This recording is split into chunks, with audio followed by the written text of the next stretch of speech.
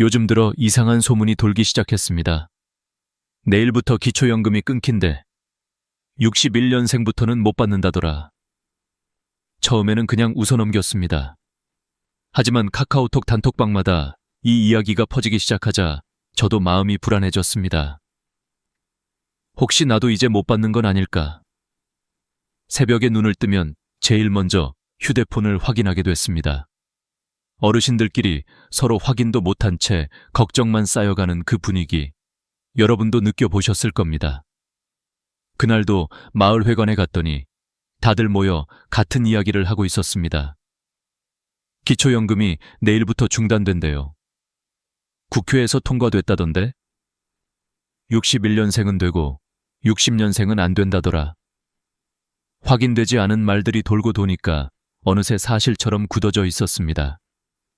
그중 한 분은 벌써 자식에게 앞으로 힘들어질 것 같다고 말씀하셨다더군요. 그 말을 들으니 가슴이 철렁 내려앉았습니다. 집으로 돌아와 뉴스를 찾아봤습니다. 아무리 찾아도 폐지라는 말은 없었습니다. 그런데 이상했습니다. 유튜브에는 기초연금 폐지 확정, 이제 끝났다, 같은 자극적인 제목의 영상이 수십 개나 올라와 있었습니다. 댓글에는 정부가 약속을 어겼다, 이제 노인들은 버려졌다는 글이 쏟아졌습니다. 그걸 보고 있자니 점점 분노가 치밀어 올랐습니다. 하지만 동시에 정말 사실일까 하는 의심도 생겼습니다. 그래서 저는 직접 확인하기로 했습니다. 보건복지부 홈페이지에 들어가고 국회 회의록도 찾아봤습니다. 아무리 찾아도 폐지라는 단어는 없었습니다.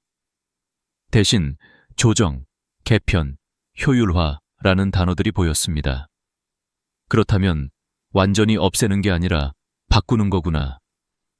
그제야 조금 마음이 놓였습니다. 하지만 또 한편으로는 이런 생각이 들었습니다. 그래도 그냥 바뀌는 건 아닐 텐데 누군가는 분명히 손해를 볼 거야. 그래서 더 깊이 들여다봤습니다. 왜 하필 61년생부터라는 말이 퍼졌을까? 알고 보니 그 세대가 국민연금 제도가 본격적으로 시행된 이후 직장 생활을 시작한 첫 세대였습니다. 그래서 국민연금 수급액이 이전 세대보다 높습니다. 정부 입장에서는 이미 연금을 많이 받는 분들에게까지 기초연금을 똑같이 줄 필요가 있냐는 고민이 생긴 것이죠. 예를 들어 보겠습니다. 1958년생인 박순례 할머니는 평생 농사만 지어 국민연금이 월 15만 원밖에 안 됩니다. 반면 1962년생 김영식 할아버지는 30년간 직장 생활을 해서 국민연금을 85만 원 받습니다. 두 분 모두 기초연금 33만 원을 받으면 할머니는 48만 원, 할아버지는 118만 원입니다. 이렇게 차이가 나니 정부는 형평성에 맞게 조정하자는 논의를 시작한 겁니다. 문제는 이 내용이 일부만 언론에 흘러나가면서 61년생부터 끊긴다는 식으로 와전된 것이었습니다. 기사 제목은 자극적으로 써야 클릭이 되니까 정작 본문에는 조정 검토 중이라고 되어 있어도 대부분 사람들은 제목만 보고 아, 폐지됐구나 하고 믿어버린 겁니다. 유튜브 영상 썸네일만 보고 내용은 보지 않은 채 단톡방에 퍼나르기 시작했습니다. 결국 아무도 공식 발표를 본 사람은 없는데 모두가 사실처럼 떠들게 된 겁니다. 그게 바로 소문의 무서움입니다. 정말일까? 하는 순간 이미 마음속에는 불안이 씨앗처럼 뿌려집니다. 저 역시 그 불안 속에 잠을 설쳤습니다. 그날 밤 저는 결심했습니다. 내가 직접 확인해서 사람들에게 알려드리자. 괜히 가짜뉴스에 휘둘려서 누군가의 연금이 끊겼다고 오해받는 일이 생기면 안 되니까요. 다음 날 아침 저는 주민센터로 향했습니다. 복지 담당 공무원에게 물었습니다. 정말로 기초연금이 폐지된다는 말이 있던데 사실입니까? 그분은 단호하게 말했습니다. 폐지는 아닙니다. 다만 소득에 따라 조정될 수는 있습니다. 그 말을 듣는 순간 제 마음속 안개가 조금 걷히는 듯 했습니다. 하지만 완전히 안심할 수는 없었습니다. 조정이란 말은 어쩌면 더 무서운 말이기도 합니다. 누군가는 여전히 혜택을 잃을 수도 있으니까요. 그날 이후 저는 주변 어르신들에게 이 사실을 알려드리기 시작했습니다. 폐지되는 게 아닙니다. 다만 조건이 바뀔 수 있으니 지금부터 준비하셔야 합니다. 하지만 제 말을 듣고도 여전히 불안해하시는 분들이 많았습니다. 왜냐하면 실제로 아무 이유 없이 연금이 끊긴 분들이 이미 있었기 때문입니다. 그때부터였습니다. 저는 이 문제의 진짜 본질을 파고들기 시작했습니다. 기초연금은 왜 갑자기 끊길까? 어떤 사람들은 왜 자격을 잃을까? 그리고 곧 충격적인 진실을 알게 되었습니다. 그건 정부의 개편 때문이 아니라 우리의 작은 부주의 때문이었습니다. 이제부터 그 이야기를 하나씩 말씀드리려 합니다. 며칠 뒤, 저는 본격적으로 진실을 파헤치기 시작했습니다. 단순히 폐지 아니다 라는 말만으로는 안심이 되지 않았습니다. 정책이란 언제든 바뀔 수 있고 말 한마디가 사람의 노후를 뒤흔들 수도 있으니까요. 저는 그날부터 매일같이 관련 뉴스를 모니터링했습니다.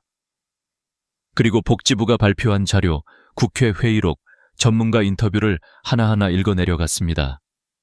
그 과정에서 확실히 알게 된 사실이 하나 있었습니다. 정부가 말하는 개편의 핵심은 조정이었습니다. 지금까지는 65세 이상 어르신 대부분에게 똑같이 주던 기초연금을 앞으로는 형편이 더 어려운 분들에게 집중적으로 주자는 방향이었던 겁니다. 말하자면 더 공평하게 나누자는 의도였죠. 하지만 문제는 이 단어가 너무 낯설고 설명 없이 흘러나오다 보니 사람들은 그걸 폐지로 받아들인 겁니다. 저는 이런 생각이 들었습니다. 이건 단순한 오해가 아니라 믿음의 문제다. 국가가 약속한 노후의 최소한마저 흔들린다고 느끼면 그건 불안이 아니라 공포가 됩니다. 특히 우리 세대에게 연금은 마지막 안전망입니다. 그때 저는 우연히 경기도에 사는 김영식 어르신 이야기를 들었습니다. 62년생으로 30년간 회사에 다니셨고 지금은 국민연금을 월 85만 원 받으십니다. 거기에 기초연금 33만 원까지 합치면 한 달 178만 원. 하지만 같은 동네의 58년생 박순례 할머니는 국민연금이 15만 원밖에 안 돼서 기초연금 합쳐도 48만 원이 전부였습니다. 두 분의 차이는 무려 2배 이상이었습니다. 정부는 이런 상황을 두고 고민하기 시작한 겁니다. 이미 충분히 연금을 받는 분에게까지 동일하게 지원하는 게 맞는가? 반면 정말 힘든 분들에게는 조금 더 드려야 하지 않나? 이런 논의가 선별 강화라는 이름으로 시작된 것이었습니다. 하지만 언론은 이걸 다르게 썼습니다. 61년생부터 연금 중단, 차별 지급 논란. 단어 몇 개만 바꿔도 의미는 전혀 달라집니다. 사람들은 제목만 보고 놀랐고 그 불안이 그대로 카카오톡으로 유튜브로 퍼져나갔습니다. 그때부터였습니다. 기초연금은 사라진다. 정부는 노인을 버렸다. 라는 소문이 걷잡을 수 없이 커졌습니다. 그 소식을 들은 저의 이웃 정순례 할머니는 며칠 동안 밥도 제대로 못 드셨다고 합니다. 이 나이에 또 일할 수도 없는데 연금마저 끊기면 어떡하냐고 눈물을 흘리셨죠. 저는 그 모습을 보며 가슴이 먹먹했습니다. 누군가의 작은 오해가 이렇게 큰 불안으로 번질 줄은 몰랐습니다. 그날 밤 저는 제 스스로에게 다짐했습니다. 이건 그냥 뉴스가 아니다. 사람들의 생계 이야기다. 내가 직접 알려야겠다. 저는 카메라를 켜고 기록을 시작했습니다. 정부가 정말 폐지라는 단어를 쓴 적이 있는지, 조정이 어떤 의미인지, 그리고 왜 61년생부터 언급되는지를 하나하나 정리했습니다. 그 과정에서 저는 또 다른 사실을 발견했습니다. 정말로 기초연금이 끊긴 분들이 있었다는 겁니다. 하지만 이유는 달랐습니다. 정부의 정책 때문이 아니라 대부분 본인도 모르게 기준을 넘었거나 확인 절차를 놓친 경우였습니다. 그 이야기를 들으며 저는 충격을 받았습니다. 정책보다 더 무서운 건 몰라서 잃는 것이구나 이제 저는 그분들의 이야기를 전해야겠다고 생각했습니다. 왜냐하면 그들의 실수가 곧 우리의 내일이 될 수도 있기 때문입니다. 지금부터 말씀드릴 이야기는 단순한 사례가 아닙니다. 우리 모두가 한 번쯤 겪을 수 있는 현실입니다. 제가 처음으로 만난 분은 부산에 사는 이미자 할머니였습니다. 올해 78, 평생 시장에서 나무를 팔며 자식 셋을 키워오신 분이었습니다. 어느 날 갑자기 구청에서 전화가 왔답니다. 할머니, 기초연금 수급 자격이 상실되셨습니다. 지난 2년 동안 받으신 금액 800만 원을 반환하셔야 합니다. 할머니는 그 말을 듣고 멍해졌다고 합니다. 내가 뭘 잘못했는데요? 나 아무것도 바꾼 게 없어요. 하지만 문제는 전혀 예상치 못한 곳에 있었습니다. 아들이 엄마를 위해 적금을 들어놓은 것이 화근이었습니다. 할머니는 그 사실조차 몰랐는데 정부 전산에는 그 적금이 고스란히 본인 재산으로 잡힌 겁니다. 결과적으로 기준을 초과한 것으로 계산되어 자격을 잃어버린 것이었죠. 그 이야기를 듣고 저는 참담했습니다. 착한 마음으로 한 효도가 어머니의 불이익이 되는 세상이라니. 하지만 이런 일은 생각보다 흔했습니다. 인천에 사는 최민기 어르신도 같은 이유로 연금이 끊겼습니다. 딸이 매달 50만 원씩 아버지 통장에 넣어드렸는데 그게 1년 동안 쌓이면서 예금액이 600만 원을 넘겼습니다. 거기에 오래전에 사두었던 시골 땅값이 도로 개통으로 공시지가가 5배나 올랐던 겁니다. 어르신은 그 땅이 어디 있는지도 잊어버리셨지만 정부 전산은 잊지 않았습니다. 결과는 명확했습니다. 소득기준 초과, 기초연금 지급 중단. 결국 최 어르신은 지난 2년간 받았던 800만 원을 전액 반환해야 했습니다. 저는 이 이야기를 듣고 주민센터 담당자에게 물었습니다. 이런 경우가 정말 많은가요? 그분은 잠시 한숨을 쉬더니 이렇게 말했습니다. 생각보다 훨씬 많습니다. 대부분 몰라서 그렇게 됩니다. 그 말을 듣는 순간 저는 이상한 씁쓸함을 느꼈습니다. 법은 냉정했고 시스템은 정확했지만 사람의 사정은 너무 복잡했습니다. 그날 집에 돌아오는 길에 저는 제 어머니를 떠올렸습니다. 어머니도 예전에 국민연금보다 기초연금이 더 크다고 좋아하셨던 분이었습니다. 이제는 한 달 생활비라도 조금은 여유롭다 며 웃으시던 그 얼굴이 떠올랐습니다. 그런데 만약 어머니도 이런 이유로 갑자기 연금이 끊겼다면 저는 얼마나 당황했을까요? 그날 밤 저는 어머니께 전화를 걸었습니다. 엄마, 혹시 기초연금 다시 확인해 보셨어요? 요즘 기준이 좀 바뀌었다던데. 나는 잘 받고 있는데 뭐가 문제야? 혹시 엄마 이름으로 적금 같은 거 들어놓은 거 있어요? 그건 네가 옛날에 하나 만들어줬잖니. 순간 저는 식은땀이 났습니다. 그거 아직 유지되고 있어요? 그럼 그대로야. 그날 밤 저는 잠이 오지 않았습니다. 이건 남의 일이 아니었습니다. 다음 날 아침 저는 복지로 사이트에 들어가 직접 모의 계산을 해봤습니다. 다행히 기준 안에는 들었지만 금액 차이가 생각보다 미묘했습니다. 예금액이나 땅값이 조금만 올라도 언제든 기준을 초과할 수 있는 수준이었습니다. 그제서야 알았습니다. 기초연금은 받는 것보다 지키는 게 더 어렵다는 사실을. 이런 일이 한두 번이 아니었습니다. 충남의 김진수 어르신은 확인조사 통보를 무심코 지나쳤다가 자격이 중단되었습니다. 매년 받던 거니까 당연히 자동으로 나올 줄 알았던 거죠. 하지만 정부는 일정 주기로 소득과 재산을 다시 조사합니다. 그 과정에서 응답이 없으면 자격이 자동으로 정지됩니다. 김 어르신은 2달치 연금을 날려버렸습니다. 저는 그 이야기를 듣고 확실히 깨달았습니다. 이건 단순히 행정이 아니라 생존의 문제다. 연금은 끊기는 순간 곧바로 삶이 흔들립니다. 단 한 통의 편지, 단 하나의 미신고가 인생 전체를 뒤집을 수 있는 겁니다. 그래서 저는 그날 이후 모든 인터뷰의 첫 질문을 이렇게 바꾸었습니다. 최근에 주민센터에서 보낸 우편 확인하셨어요? 혹시 자녀 명의로 된 재산이 있나요? 가족 구성에 변화가 있으셨나요? 이 세 가지 질문에 답하는 것만으로도 기초연금을 지킬 가능성이 훨씬 높아졌습니다. 다음 장에서는 제가 직접 정리한 세 가지 경고, 그리고 지금 바로 점검해야 할 핵심 포인트를 말씀드리겠습니다. 이걸 모르시면 당신의 연금도 언제든 멈출 수 있습니다. 그 다음에 제가 만난 분은 충남 홍성에 사는 김진수 어르신이었습니다. 올해 72, 기초연금을 무려 7년째 꾸준히 받아오셨던 분입니다. 그런데 작년 가을 어느 날 갑자기 연금이 들어오지 않았습니다.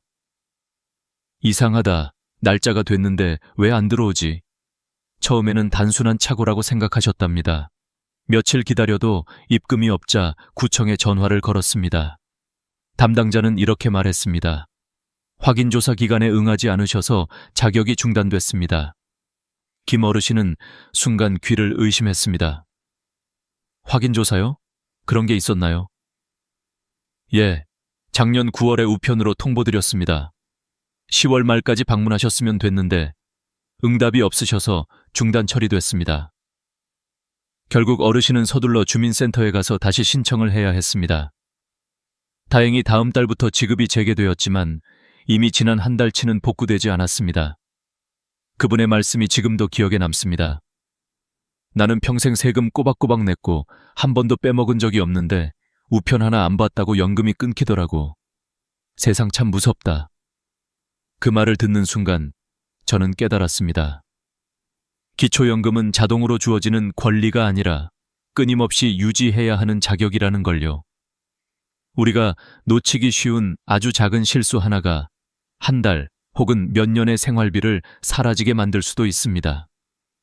그 다음 제가 들은 사례는 더 안타까웠습니다. 강원도 정선에 사는 이정자 할머니 이야기입니다. 남편분과 함께 부부 가구로 기초연금을 받으셨는데 작년에 남편이 세상을 떠나셨습니다. 슬픔 속에서 정신이 없던 할머니는 재신청 절차를 몰랐습니다. 그러다 몇 달 뒤 연금이 절반으로 줄어든 걸 보고서야 이상함을 느끼셨죠. 주민센터에 가보니 담당자가 이렇게 말했습니다. 남편분이 돌아가시면 부부 가구에서 단독 가구로 바뀌어서 다시 신청하셔야 해요. 단독으로 바뀌면 오히려 금액이 올라갈 수도 있습니다. 그제야 할머니는 알았습니다. 몇 달 동안 더 받을 수 있었던 연금을 놓쳤다는 것을요. 저는 이 사례를 듣고 뼈저리게 느꼈습니다. 모르면 손해다. 신고하지 않으면 잃는다. 그리고 이 세 가지 원칙을 노트에 적어 두었습니다. 첫째, 소득재산 기준 초과시 자격 상실 기초연금은 단순히 소득이 적은 사람에게 주는 돈이 아닙니다. 정부는 매년 소득 인정액을 기준으로 삼습니다. 2025년 기준으로 단독 가구는 월 228만 원, 부부 가구는 364만 8천 원을 넘으면 자격이 사라집니다. 여기에는 단순한 월급뿐 아니라 부동산, 자동차, 금융자산, 심지어 자녀 명의로 된 적금까지 포함됩니다. 즉, 내 명의로 된 게 없는데 괜찮겠지 하다가도 배우자나 자녀의 재산이 같은 주소지에 있으면 합산될 수 있다는 뜻입니다. 그래서 저는 여러분께 꼭 이렇게 말씀드립니다. 자녀가 내 이름으로 뭐라도 사줬다면 즉시 신고하세요. 신고를 하면 다시 계산해서 기준 안에 들면 계속 받을 수 있지만 신고하지 않으면 나중에 부정수급으로 간주되어 수년치를 환수당할 수도 있습니다. 둘째, 확인조사, 통보 무시 시 자격 중단 정보는 2년이나 3년에 한 번씩 확인조사 우편을 보냅니다. 그 안에는 소득재산 변동 여부를 확인하러 오세요 라는 안내가 들어 있습니다. 그런데 우편을 못 보거나 귀찮아서 넘기면 자동으로 지급이 중단됩니다. 이건 단순한 행정이 아니라 법적 절차입니다. 따라서 우편이 오면 반드시 읽고 기한 내에 주민센터를 방문해야 합니다. 단 30분이면 끝납니다. 하지만 그 30분을 미루면 몇 달의 연금이 사라질 수 있습니다. 셋째, 가구 구성 변화 시 즉시 신고 가장 흔한 실수가 바로 이겁니다. 자녀와 합가했거나 배우자가 사망했거나 손주가 함께 살게 되었을 때입니다. 기초연금은 가구 단위로 소득과 재산을 계산하기 때문에 가구 구성 변화는 곧 자격 변화로 이어집니다. 특히 아들 집으로 들어간 경우 그 아들의 재산까지 합산되어 자격이 박탈될 수 있습니다. 반대로 배우자가 돌아가셨다면 단독 가구로 바뀌어 오히려 금액이 늘어날 수도 있습니다. 이 모든 건 신고를 해야만 반영됩니다. 이 세 가지 원칙을 지키기만 해도 억울하게 연금을 잃는 일은 거의 없습니다. 저는 이 이야기를 들을 때마다 이런 생각을 합니다. 기초연금은 단순히 돈이 아니다. 그건 국가가 나에게 당신의 삶을 존중합니다 라고 말해주는 마지막 신호다. 그 신호를 잃지 않으려면 우리가 먼저 스스로를 챙겨야 합니다. 편지 한 통, 신고 한 번, 조회 한 번이 여러분의 노후를 지킬 수 있습니다. 다음 부분에서는 앞으로 실제로 어떤 변화가 올지, 그리고 누가 영향을 받게 될지를 구체적으로 알려드리겠습니다.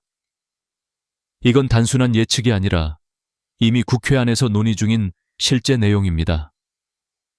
며칠 뒤 저는 복지부에서 공개한 국회 보고 자료를 입수했습니다. 그 안에는 향후 5년간 기초연금 제도를 어떻게 조정할지에 대한 정부의 구체적인 계획이 담겨 있었습니다. 제 눈에 가장 먼저 들어온 문장은 바로 이것이었습니다. 기초연금의 지급 대상 및 금액을 소득 수준에 따라 단계적으로 조정한다. 이 한 문장이 향후 수백만 명의 노후에 직접적인 영향을 미칠 것입니다.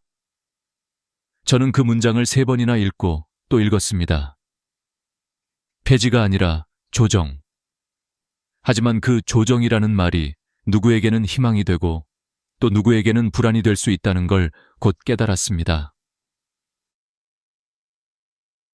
정부의 방향은 명확했습니다. 첫째, 기초연금의 선별 지급 강화입니다. 지금까지는 65세 이상 어르신 중 소득 하위 70%라면 모두 33만 원씩 받았습니다. 하지만 앞으로는 같은 70% 안에서도 차등을 두자는 겁니다. 예를 들어 국민연금을 월 80만 원 이상 받는 분은 기초연금을 15만 원으로 줄이고 국민연금을 30만 원 이하로 받는 분은 50만 원까지 올리는 방식이죠. 이 말인즉 많이 받는 사람은 조금, 적게 받는 사람은 더 많이. 즉, 공평이 아니라 필요 중심으로 간다는 뜻이었습니다. 저는 처음엔 그 방향이 나쁘지 않다고 생각했습니다. 하지만 곧 이런 의문이 들었습니다. 그럼 국민연금을 성실히 낸 사람은 손해보는 건가? 예를 들어 평생 성실히 일하며 국민연금을 꾸준히 낸 61년생 이상 세대는 오히려 감액 대상이 될 가능성이 높습니다.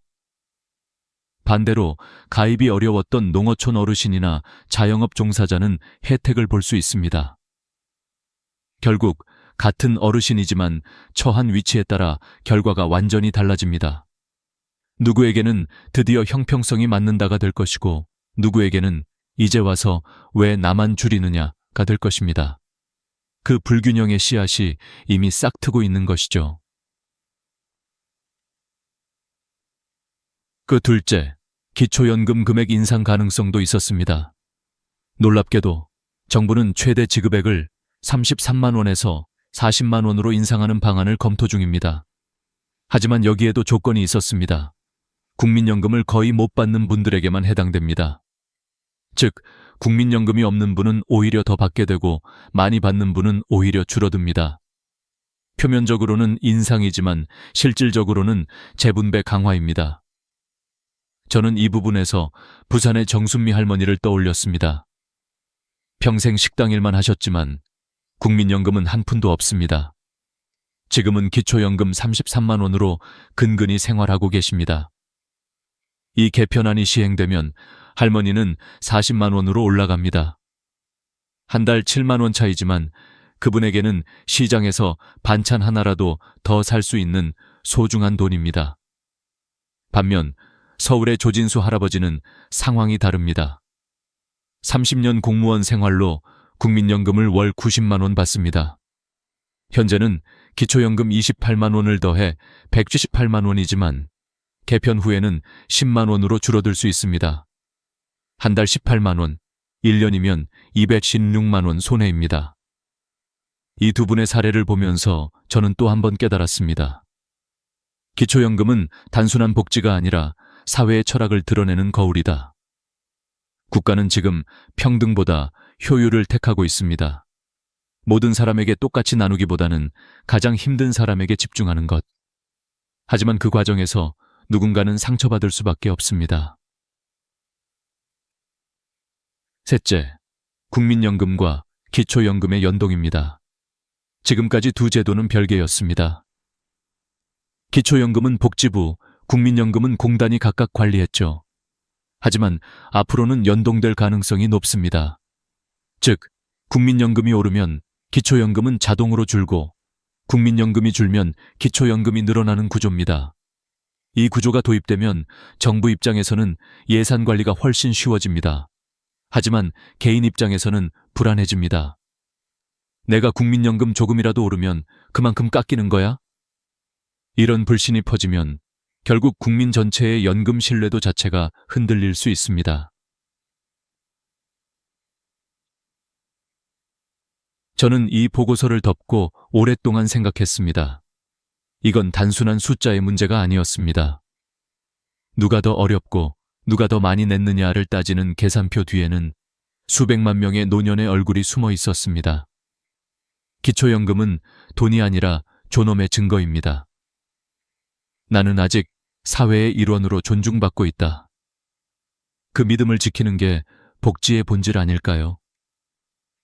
그래서 저는 오늘 이 영상을 통해 마지막으로 말씀드리고 싶습니다.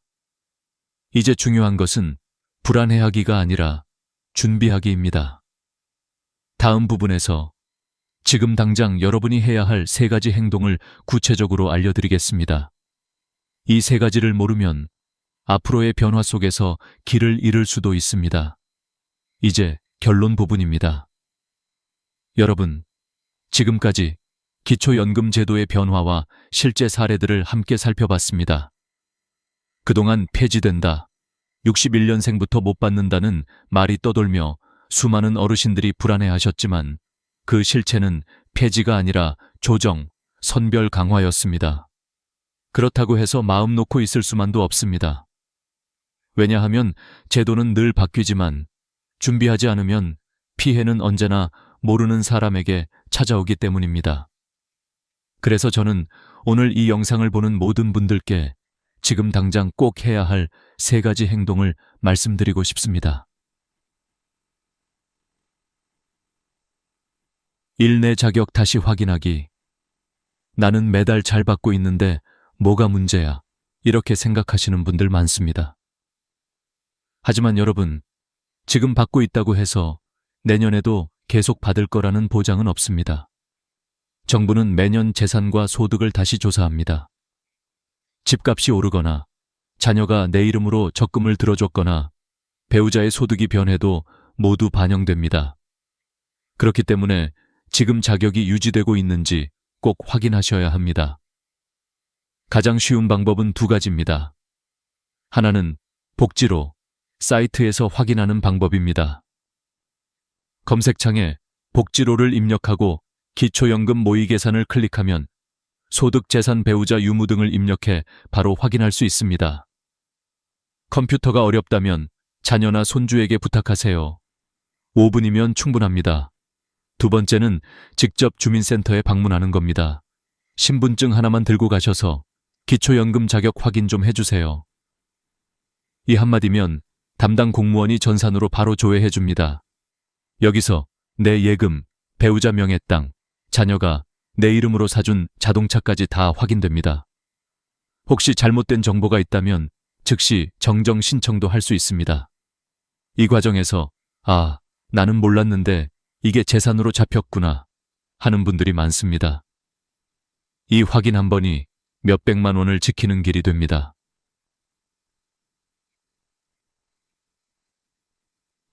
이 소득 재산 변동 즉시 신고하기 정부는 신고하지 않으면 모릅니다. 그런데 나중에 확인조사에서 걸리면 부정수급으로 처리됩니다. 그럼 어떻게 될까요?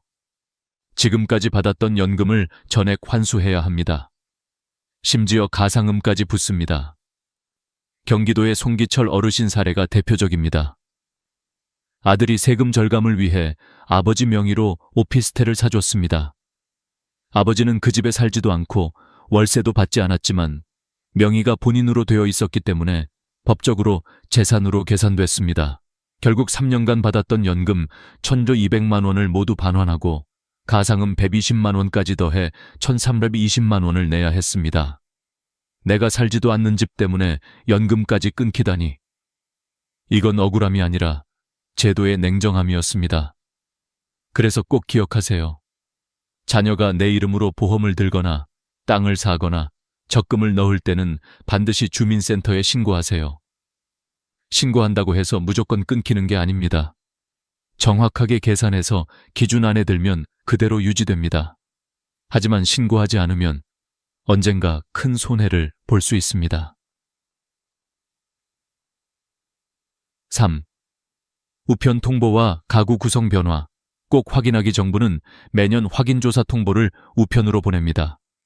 그런데 우편을 놓치면 자격이 자동으로 중단됩니다. 그거 그냥 광고인 줄 알고 버렸어요. 이 한마디 때문에 몇 달치 연금을 잃는 일이 실제로 많습니다. 또 혼자 살던 분이 자녀 집으로 들어가거나 배우자가 돌아가시면 가구 구성이 바뀌기 때문에 연금액도 달라집니다. 이럴 때는 반드시 다시 신청해야 합니다. 가끔은 줄어들지만 어떤 경우에는 오히려 더 받을 수도 있습니다. 신고하지 않으면 제도는 여러분을 모릅니다. 이 세 가지는 어렵지 않습니다. 단 1년에 한 번 30분만 투자하면 됩니다. 하지만 그 30분이 여러분의 노후를 지켜줍니다. 저는 수많은 어르신들의 이야기를 들으며 이런 생각을 하게 되었습니다. 연금이란 결국 신뢰의 문제다. 정부가 나를 믿고 나는 제도를 믿는 것. 그 신뢰가 끊어질 때 불안은 시작됩니다. 하지만 반대로 내가 조금만 더 관심을 갖고 움직이면 그 신뢰는 다시 단단해집니다. 어쩌면 지금이 가장 중요한 시기일지도 모릅니다. 기초연금은 완전히 사라지는 것이 아닙니다. 다만 누가 받을 자격이 있는가의 기준이 달라지는 것입니다. 그 변화를 미리 알고 준비한 사람은 지킬 수 있고 모르는 사람은 잃게 됩니다. 여러분, 오늘 이 영상을 끝까지 봐주셔서 정말 감사합니다. 지금 당장 복지로에 들어가서 내 자격을 확인해 보세요. 주민센터에도 한번 들러 상담받아 보세요. 이건 단순한 행정 절차가 아니라 여러분의 노후를 지키는 마지막 안전벨트입니다. 오늘 내용이 도움이 되셨다면 좋아요와 구독 버튼 꼭 눌러주세요. 이 채널은 앞으로도 여러분이 건강하고 안정된 노후를 살아가실 수 있도록 가장 빠르고 정확한 복지 소식과 실생활 팁을 전해드리겠습니다. 기억하세요. 연금은 돈이 아니라 존엄의 상징입니다. 그 존엄을 잃지 않으려면 스스로 먼저 지켜야 합니다. 여러분의 내일이 더 따뜻하고 단단해지길 진심으로 바랍니다. 감사합니다. 여러분, 혹시 이런 순간을 겪어보신 적 있으신가요? 어느 날 문득 달력을 바라보다가 내가 이미 60을 넘겼다는 사실을 깨닫는 순간, 친구의 장례식에 다녀오고 건강검진 결과지를 손에 쥔 채 심장이 철렁 내려앉는 순간, 그리고 집안 곳곳에 쌓여있는 물건들을 보며 남은 시간이 도대체 어떻게 흘러갈지 막막함을 느끼는 순간 말입니다. 그때 우리는 비로소 생각합니다. 남은 인생을 어떻게 살아야 할까? 무엇을 붙잡고 무엇을 놓아야 할까? 60이라는 나이는 단순한 숫자가 아닙니다. 그것은 인생의 전환점이자 제 2막을 어떻게 꾸려나갈지 스스로에게 묻는 중요한 시기입니다. 젊은 날에는 일과 가족을 위해 달려왔다면 이제는 나 자신을 위해 살아도 된다는 자유가 주어진 나이이기도 합니다. 하지만 그 자유는 준비 없이 찾아오는 것이 아닙니다. 막연한 두려움, 손에 쥔 것을 내려놓지 못하는 집착이 오히려 우리를 옥죄어 옵니다. 저는 67세의 유품 정리사입니다. 죽은 이의 방을 정리하면서 수많은 사람들의 마지막 흔적을 보아왔습니다. 그들의 집은 마치 시간이 멈춘 듯 수십 년간 쌓아온 물건들로 가득 차 있었습니다. 하지만 정작 본인은 그 물건들을 끝내 사용하지 못한 채 떠나셨습니다. 남겨진 건 결국 가족들에게 부담이 된 짐뿐이었습니다. 그 모습을 보며 저는 깨달았습니다. 우리가 붙잡고 있는 것이 진정한 행복을 주는 것이 아니라는 사실을요. 오히려 놓아야만 자유로워지고 비워야만 마음이 채워진다는 진리를요. 한번 상상해 보십시오. 방 안의 서랍을 열면 수십 년 전의 영수증과 서류들이 쏟아져 나옵니다. 옷장을 열면 언젠가 입을지도 모른다며 버리지 못한 옷들이 빼곡히 걸려 있습니다. 창고에는 고장난 전자제품, 다 쓴 취미, 용품들이 먼지를 뒤집어 쓴 채 자리를 차지하고 있습니다. 이런 것들이 과연 남은 인생에 어떤 의미를 줄까요? 혹시 언젠가 필요할지도 모른다는 그 언젠가는 정말 오기나 할까요? 의학적으로도 분명한 사실이 있습니다. 서울대학교 노인정신건강연구소의 조사에 따르면 집안에 물건이 많을수록 우울감과 불안감이 크게 증가한다고 합니다. 특히 65세 이상 노인의 경우 불필요한 물건이 30% 줄어들면 불안 증세가 40% 이상 완화되고 수면의 질이 좋아진다는 결과가 있습니다. 단순히 물건을 버린 것뿐인데 마음의 짐이 덜어지고 몸도 가벼워진 것입니다. 그러나 우리는 여전히 버리지 못합니다. 왜일까요? 그 이유는 간단합니다. 물건에 추억을 담아두었기 때문입니다. 젊은 시절 입던 양복 한 벌, 아이가 초등학교 때 그린 그림, 결혼식 때 쓰던 접시 세트. 이런 것들은 단순한 사물이 아니라 우리의 역사이자 기억이기 때문입니다. 하지만 그 기억들이 우리 삶의 무게가 되어 오히려 현재를 방해하고 있다는 사실을 아십니까? 저는 한 할머니의 이야기를 잊지 못합니다. 76세의 그분은 요양원으로 들어가기 전 평생 모아온 물건을 떠나보내지 못해 밤마다 울곤 하셨습니다. 그러나 한 달 후 다시 뵈었을 때 그녀는 환하게 웃으며 이렇게 말씀하셨습니다. 원홍 씨, 내가 왜 그렇게 물건에 집착했는지 모르겠어. 지금이 훨씬 마음이 편해. 그 말이 제 가슴을 깊이 울렸습니다. 결국 우리에게 필요한 건 물건이 아니라 마음의 여유였던 겁니다. 이제 우리는 선택의 기로에 서 있습니다. 남은 시간을 짐 속에 파묻혀 보낼 것인가? 아니면 필요 없는 것들을 내려놓고 가볍게 나아갈 것인가? 중요한 건 늦지 않았다는 겁니다. 지금 이 순간이 바로 출발점이 될 수 있습니다. 서랍 하나, 옷장 한 칸부터 정리하면서 새로운 인생을 준비할 수 있습니다. 여러분, 나이가 들었다는 건 단순히 시간이 흘렀다는 뜻이 아닙니다. 그것은 우리가 더 이상 남의 시선을 두려워하지 않아도 되고 스스로의 선택에 충실할 수 있다는 뜻입니다.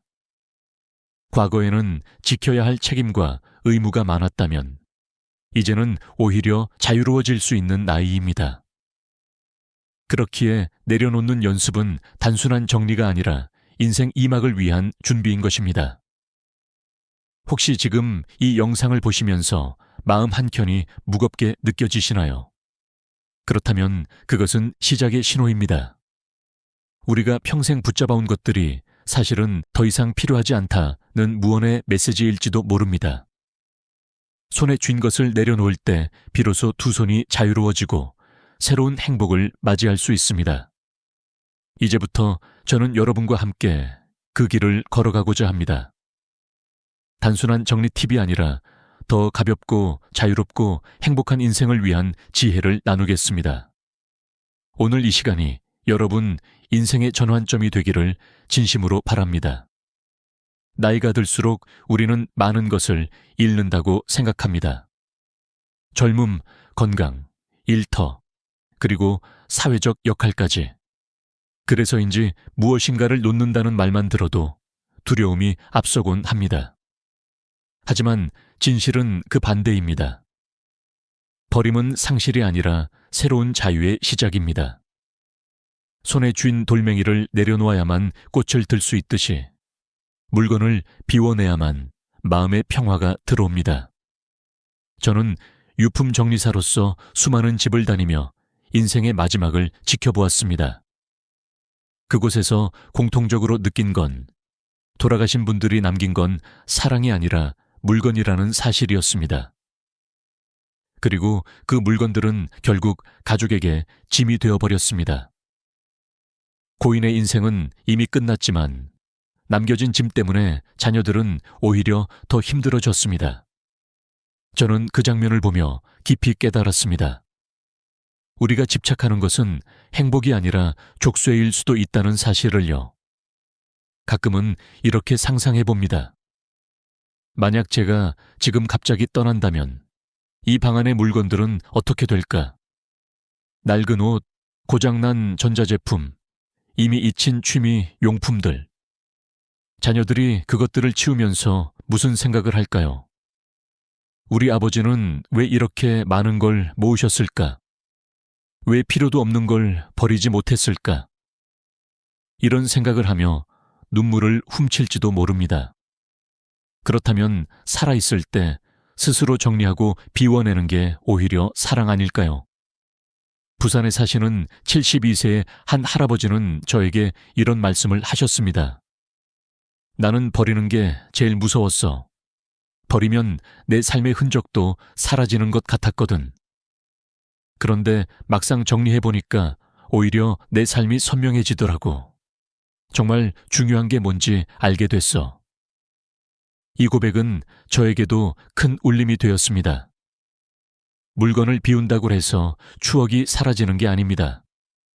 추억은 물건 안에 있는 것이 아니라 우리의 마음 안에 있기 때문입니다. 한국 사회는 특히 저축과 저장을 미덕으로 여겨왔습니다. 아껴야 산다. 나중에 쓸지 모른다. 혹시 모를 상황에 대비해야 한다. 그래서 우리 부모 세대는 늘 쌓아두고 모아두는 습관이 몸에 밴 것입니다. 그러나 과연 그 습관이 지금 우리의 삶에 도움이 되고 있을까요? 과거의 사고방식은 우리를 지켜줬을지 몰라도 지금은 오히려 우리를 억누르고 있습니다. 의학적으로도 흥미로운 사실이 있습니다.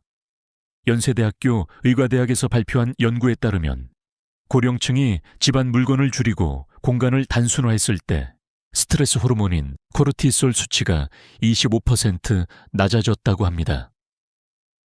단순히 청소가 아니라 비움 그 자체가 신체의 회복력을 높여주었다는 뜻입니다. 이것은 결코 작은 변화가 아닙니다. 물건을 버린다는 건 단순한 행동이 아니라 삶의 태도를 바꾸는 일입니다. 그것은 곧 나는 이제 과거에 매이지 않고 현재와 미래를 살겠다라는 선언입니다. 예를 들어 30년 전 결혼식 때 입었던 한복을 아직도 옷장에 넣어둔 분이 계십니다. 하지만 그 옷은 더 이상 맞지도 않고 다시 입을 일도 없습니다. 그럼에도 추억이라는 이유로 버리지 못합니다. 하지만 그 옷을 정리하고 나면 추억은 더 또렷해지고 현재의 옷장에는 여유가 생깁니다. 이처럼 비움은 과거를 지우는 게 아니라 현재를 빛나게 합니다. 저는 종종 어르신들께 이렇게 말씀드립니다. 물건은 우리를 대신해 추억을 기억해주지 않습니다. 오히려 우리 마음속에서만 진짜 추억이 살아있습니다. 그렇기 때문에 비움은 잊어버림이 아니라 진정한 기억을 되살리는 과정입니다. 어느 날 68세의 한 아주머니가 제게 물으셨습니다. 원홍 씨, 도대체 어떻게 해야 버릴 수 있나요? 나는 보면 자꾸 미련이 생겨요. 저는 이렇게 대답했습니다. 버림은 기술이 아니라 용기입니다. 한 번에 다 하지 않아도 됩니다. 단지 작은 서랍 하나, 작은 상자 하나부터 시작하세요. 그러면 점점 가벼워지는 걸 몸으로 느낄 수 있을 겁니다. 그분은 제 말을 듣고 작은 화장품 서랍부터 정리하기 시작했습니다. 오래된 립스틱, 변질된 로션, 이미 굳어버린 아이샤에도 모두 버리고 나니 화장대가 훨씬 깨끗해졌습니다. 그리고 제게 전화를 걸어 이렇게 말씀하셨습니다. 원홍 씨, 신기하게도 마음이 후련해졌어. 작은 것 하나 버렸을 뿐인데 세상이 달라 보이네. 이 경험이 그분에게는 인생의 전환점이 되었습니다. 여러분, 자유는 거창한 것이 아닙니다. 그저 필요 없는 물건을 버리고 나에게 진짜 필요한 것만 남기는 것. 그 단순한 행동이 우리에게 놀라운 자유를 줍니다. 우리가 살아가는 집이 곧 우리의 마음을 비추는 거울이라면 그 집이 가벼워질수록 우리의 삶도 가벼워집니다. 결국 자유는 버림에서 시작되고 행복은 그 자유를 통해 피어납니다. 나이가 들수록 몸과 마음은 더욱 민감해집니다. 작은 변화에도 크게 흔들리고 작은 짐에도 쉽게 지쳐갑니다. 그런데 우리가 모르는 사이에 그 짐을 더 무겁게 만드는 것이 있습니다. 바로 물건의 과잉입니다. 단순히 공간을 차지하는 문제가 아니라 우리의 건강과 정신 상태에 직접적인 영향을 미치고 있다는 사실을 아십니까? 서울의 한 연구기관에서 발표한 자료에 따르면 65세 이상 노인의 87%가 실제 필요 이상으로 물건을 보관하고 있다고 합니다. 서류, 옷, 전자제품, 생활용품, 취미 도구까지. 그 결과 생활 공간은 점점 좁아지고 움직일 수 있는 동선도 줄어들며 심리적인 답답함은 날마다 쌓여갑니다. 연구팀은 또 이렇게 발표했습니다. 불필요한 물건을 약 30% 줄였을 때 우울감이 35% 감소하고 불안 증세가 45% 완화되었다. 이것은 단순한 통계가 아닙니다. 실제 삶을 송두리째 바꿀 수 있는 변화의 증거입니다. 미국 하버드 의과대학의 연구 또한 같은 결과를 보여줍니다. 집이 정돈되지 않은 환경에서 생활하는 노인의 경우 혈압이 평균보다 10% 이상 높고 스트레스 호르몬인 코르티솔 수치가 30%까지 증가했다고 합니다. 반대로 불필요한 물건을 정리한 집에서는 수면의 질이 개선되고 심장 박동수가 안정되며 면역력까지 높아졌습니다. 이는 단순히 기분의 문제가 아니라 생명을 지켜주는 의학적 사실입니다. 저는 현장에서 이런 변화를 직접 목격하곤 합니다. 어느 74세 할아버지는 작은 창고를 정리한 뒤 오랫동안 앓던 불면증이 사라졌다고 말씀하셨습니다. 그분은 이렇게 고백했습니다. 창고 문을 열 때마다 숨이 막혔는데 지금은 문을 열면 시원한 바람이 들어오는 것 같아. 밤에도 마음이 편해져서 깊이 잘 수 있게 되었지. 의사보다 더 큰 처방이 바로 정리였던 겁니다. 여러분, 물건이 많으면 단순히 집이 어수선해지는 게 아닙니다. 결정 피로라는 것이 있습니다. 서랍을 열었을 때 수십 벌의 옷이 보이면 오늘 뭘 입어야 할지 결정하는 데만도 엄청난 에너지를 소모합니다. 하지만 1년 안에 입은 옷만 남겨두면 선택은 단순해지고 아침이 훨씬 가벼워집니다. 이런 작은 차이가 하루 전체의 컨디션을 바꿉니다. 더 놀라운 건 가족 관계에도 영향을 준다는 점입니다. 경희대학교 가족복지연구소의 조사에 따르면 부모 집에 불필요한 물건이 많을수록 자녀들의 스트레스 지수가 2배 이상 높게 나타났습니다. 부모님이 돌아가신 후 남겨진 물건을 정리하는 과정에서 갈등이 발생하는 경우도 많았지요. 실제로 저는 유품 정리를 하면서 형제들끼리 서로 다투는 모습을 자주 보았습니다. 이건 누가 가져갈까? 왜 이렇게 많이 남겨두셨을까? 결국 상처만 남는 경우가 허다했습니다.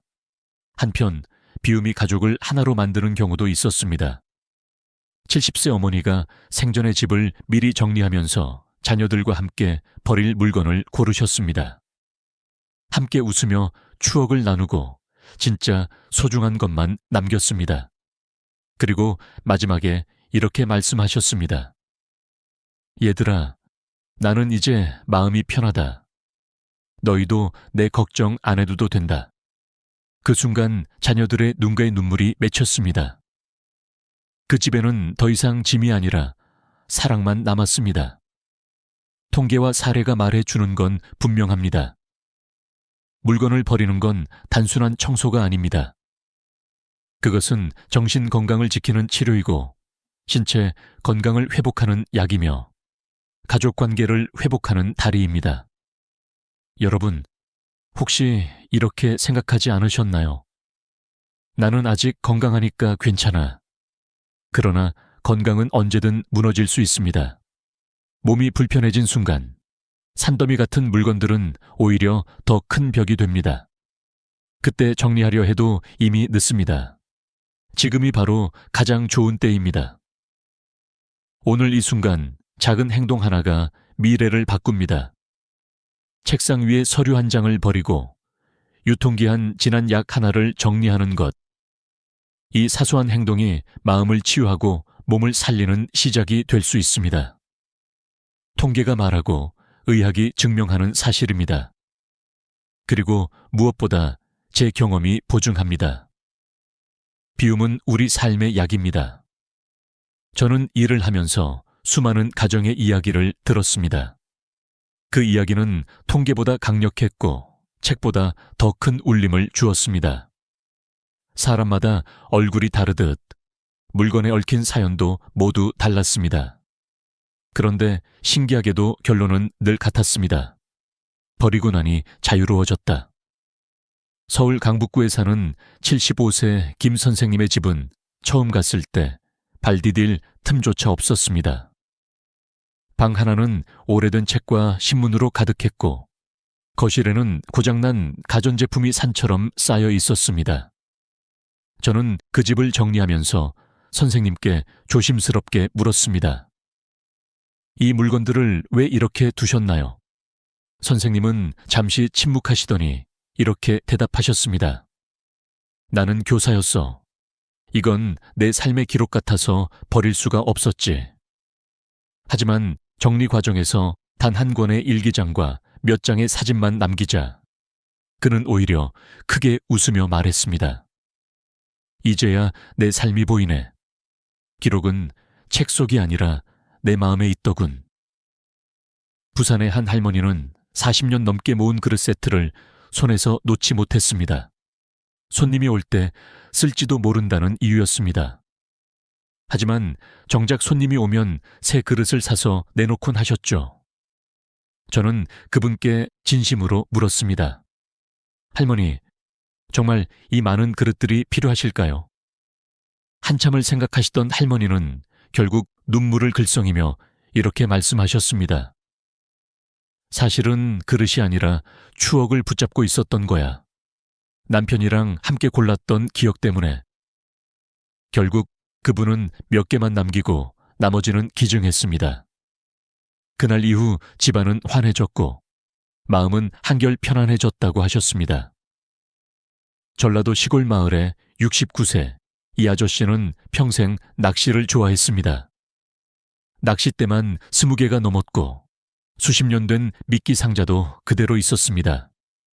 하지만 무릎이 나빠져 더 이상 낚시를 나가지 못하게 된 지 오래였습니다. 아저씨는 이렇게 말씀하셨습니다. 이건 언젠가 다시 바다에 나갈 희망이야. 그러나 시간이 갈수록 그 물건들은 희망이 아니라 미련이 되어갔습니다. 결국 손자와 함께 낚시 장비를 정리하고 일부는 동호회에 기증했습니다. 그날 아저씨는 손자의 손을 꼭 잡고 말했습니다. 내가 직접 쓰진 못해도 네가 이어주면 그걸로 됐다. 버림이 끝이 아니라 또 다른 연결임을 보여준 순간이었습니다. 이런 사례들은 단순한 개인 이야기가 아닙니다. 우리 모두의 이야기일 수 있습니다. 우리는 물건을 통해 위안을 얻고 그 속에 추억을 담습니다. 그러나 지나친 집착은 우리를 가두고 가족에게 부담이 됩니다. 반대로 적절한 비움은 우리 삶을 새롭게 열어줍니다. 한 번은 경기도에 사는 한 아주머니가 저에게 이런 말씀을 하셨습니다. 원홍 씨, 나는 버리면 슬플 줄 알았는데 오히려 웃음이 나와. 왜 그럴까? 저는 대답했습니다. 버림은 과거와 싸우는 게 아니라 현재를 받아들이는 일이기 때문입니다. 그녀는 고개를 끄덕이며 말했습니다. 맞아. 지금이 내 인생이야. 지나간 건 추억으로 두고 오늘을 살아야지. 여러분, 이 이야기는 특별한 사람들만의 경험이 아닙니다. 우리 모두가 겪을 수 있는 변화입니다. 물건을 붙잡는 건 결국 과거를 붙잡는 것입니다. 그러나 인생의 황홍이에 필요한 건 과거가 아니라 남은 시간을 어떻게 채울지에 대한 용기입니다. 제가 만난 수많은 어르신들이 공통적으로 하신 말씀이 있습니다. 나는 이제야 비로소 자유를 느낀다. 그것은 돈이나 명예가 주는 자유가 아니라 단순히 짐에서 벗어난 자유였습니다. 그 자유는 곧 행복이었고 그 행복은 얼굴의 주름을 미소로 바꾸어 놓았습니다. 혹시 여러분도 지금 집안 한켠에 마음을 무겁게 하는 물건을 가지고 계시지 않나요? 언젠가 쓸지도 모른다는 이유로, 추억이 담겼다는 이유로 버리지 못한 채 두고 있는 것은 없으신가요? 그 물건이 지금 여러분을 붙잡고 있는 건 아닐까요? 그렇다면 이제 결정을 내려야 할 시간입니다. 버림은 상실이 아니라 새로운 시작임을 기억하시기 바랍니다. 우리가 살아가면서 가장 힘든 일은 무엇일까요? 아마도 무엇을 버려야 할지 결정하는 일일 겁니다. 하지만 지금 이 순간부터는 명확하게 말할 수 있습니다. 나이가 들면 반드시 정리해야 할 물건들이 있습니다. 단순히 공간을 차지하는 수준이 아니라 우리의 건강과 행복을 방해하고 가족에게까지 짐이 되는 것들입니다. 저는 수많은 현장에서 경험한 것을 바탕으로 7가지 물건을 말씀드리고 싶습니다. 첫째는 오래된 서류입니다. 세금 영수증, 낡은 통장, 이미 끝난 보험 서류들. 5년이 지난 서류는 대부분 쓸모가 없습니다. 그런데도 서류는 버리지 못하고 계속 쌓아두게 됩니다. 제가 만난 한 어르신은 수십 년 동안 모아둔 서류 때문에 정작 필요한 보험 서류를 찾지 못해 큰 낭패를 겪었습니다. 결국 쓰레기가 중요한 것을 가려버린 셈이지요. 서류는 3가지로 나누면 됩니다. 꼭 필요한 것, 최근 1년 내 사용할 수 있는 것, 그 외 나머지. 마지막 그룹은 과감하게 버려야 합니다. 둘째는 유통기한이 지난 제품입니다. 약, 화장품, 식품. 아직 쓸 수 있을지도 몰라 라는 이유로 남겨두지만 사실은 위험한 독이 될 수 있습니다. 오래된 약을 복용했다가 응급실에 실려간 사례도 제가 직접 보았습니다. 화장품 역시 마찬가지입니다. 오랫동안 보관된 것은 피부 트러블을 일으키고 음식은 우리의 건강을 위협합니다.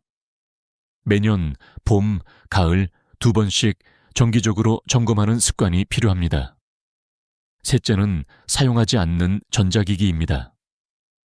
오래된 휴대폰, 고장난 라디오, 20년 된 텔레비전. 언젠가 쓸지도 모른다는 이유로 창고에 쌓아두지만 사실은 평생 다시 쓰지 않을 확률이 높습니다. 제가 유품 정리할 때마다 가장 많이 발견하는 것도 바로 이런 전자기기입니다. 가족들조차 그 물건이 있었는지 몰랐을 정도로 오랫동안 방치된 것들이었습니다. 작동하지 않는 기기는 재활용 센터로, 아직 쓸 수 있는 기기는 기부하는 것이 현명합니다.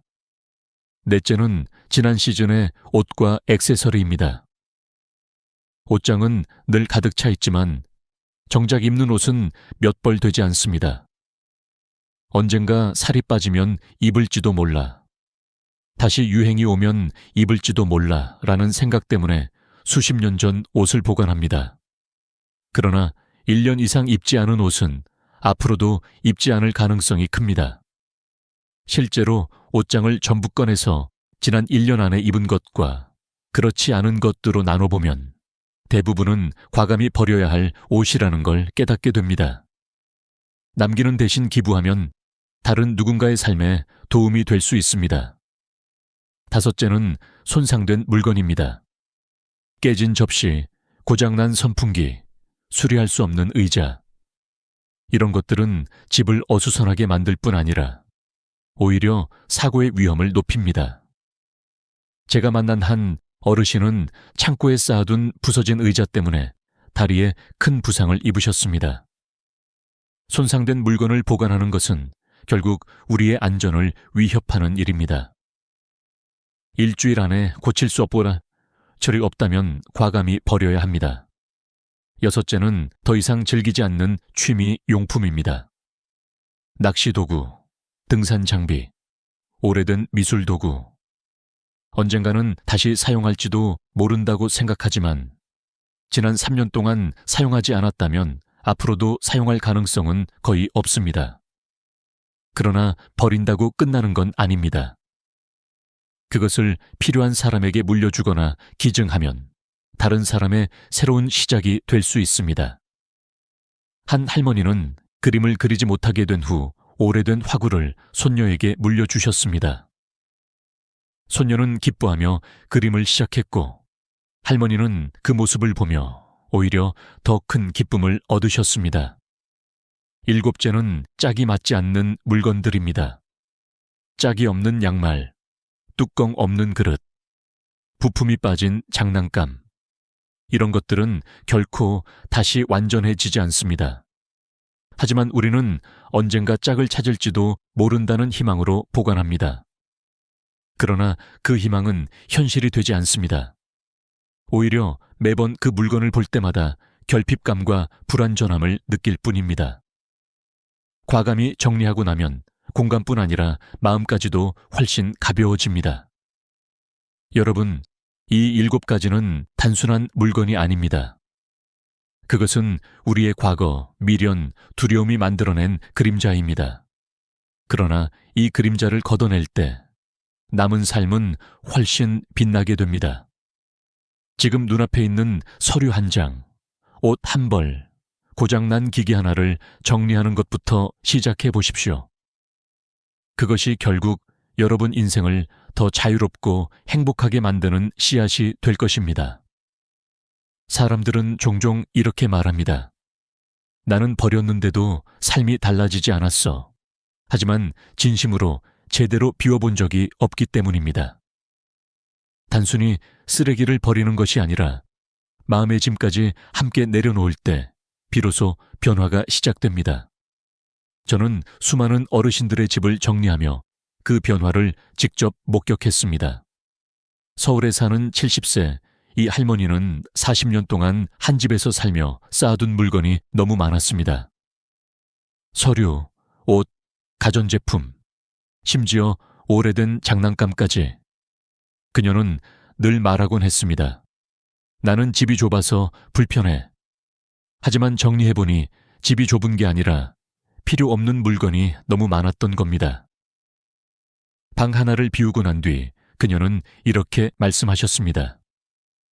집이 아니라 내 마음이 넓어진 것 같아. 그 말은 단순한 비유가 아니었습니다. 공간이 넓어지자 마음도 넓어지고 숨 쉴 여유가 생겼던 것입니다. 저는 비움은 삶의 질을 높이는 최고의 투자라고 말하고 싶습니다. 물건을 버린다고 해서 손해보는 것이 아닙니다. 오히려 얻게 되는 게 훨씬 많습니다. 첫째, 물리적 공간이 넓어집니다. 그 안에서 가족과 함께하는 시간이 훨씬 편안해집니다. 둘째, 생활 동선이 단순해지고 몸의 피로가 줄어듭니다. 셋째, 가장 중요한 것은 마음이 가벼워진다는 사실입니다. 연세대학교에서 발표한 연구에 따르면 집안이 정돈된 환경에서 생활하는 노인의 경우 집중력이 30% 향상되고 일상 활동의 효율성이 20% 높아졌다고 합니다. 반대로 집이 어수선한 환경에서는 사소한 일에도 쉽게 짜증이 나고 가족 간 갈등이 증가했습니다. 정리 하나가 삶 전체에 이렇게 큰 영향을 미칠 수 있는 것입니다. 저는 이 경험을 제 삶에도 적용했습니다. 처음에는 작은 서랍 하나를 비우는 것에서 시작했습니다. 그런데 신기하게도 그 작은 행동이 제 마음을 흔들었습니다. 내가 왜 이렇게 쓸모없는 걸 붙잡고 있었을까라는 깨달음이 왔습니다. 그리고 그 순간부터 저는 비움이 단순한 행동이 아니라 철학이라는 걸 알게 되었습니다. 비워낸 자리에 새로운 것이 들어옵니다. 오래된 책을 버리니 새로운 책을 읽을 여유가 생겼고 고장난 가전을 치우니 손주가 놀 공간이 생겼습니다. 더 이상 필요 없는 옷을 기증하니 다른 누군가에게는 따뜻한 겨울이 되었습니다. 이렇게 비움은 단절이 아니라 연결이며 상실이 아니라 나눔입니다. 어느 날 경기도에 사는 73세 아저씨가 제게 이런 말씀을 하셨습니다. 나는 버린 게 아니라 진짜 나를 되찾은 것 같아. 그분은 평생 교사로 일하면서 모아둔 자료들을 버리지 못했는데 은퇴 후에도 그것들이 방을 차지하며 그를 짓눌렀습니다. 결국 과감히 정리한 뒤 그는 웃으며 말했습니다. 이제야 나답게 살 수 있어. 비움이 곧 자기 회복이었던 겁니다. 여러분, 혹시 지금도 집안 한켠에 먼지만 쌓여가는 물건을 두고 계시진 않나요? 그 물건들은 사실 여러분의 에너지를 빼앗고 있습니다. 버리지 못하는 순간 우리는 그 물건의 노예가 됩니다. 하지만 내려놓는 순간 우리는 주인이 됩니다. 비움은 절대 한 번에 끝나는 일이 아닙니다. 매일 조금씩, 매년 꾸준히 해야 하는 습관입니다. 봄마다 겨울옷을 정리하고 가을마다 집안을 점검하는 작은 습관이 결국 여러분의 인생을 바꿉니다. 그렇게 삶은 더 단순해지고 더 명료해집니다. 제가 마지막으로 드리고 싶은 말은 이것입니다. 비움은 단순히 덜어내는 일이 아니라 새롭게 채우는 일입니다. 마음의 여유, 가족의 웃음, 삶의 의미. 이 모든 것은 공간이 가벼워질 때 찾아옵니다. 그러니 두려워하지 말고 지금 당장 한 걸음 내디뎌 보시기 바랍니다. 나이가 들수록 우리는 자꾸만 뒤를 돌아보게 됩니다.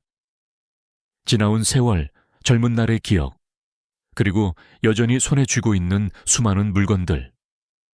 그러나 진짜 중요한 것은 과거가 아니라 오늘 이후의 시간입니다. 우리가 어떻게 남은 삶을 채울 것인가? 그것이야말로 마지막 순간까지 우리를 빛나게 하는 열쇠입니다. 저는 유품 정리사로서 수천 가정을 다니며 한 가지 확실하게 배웠습니다.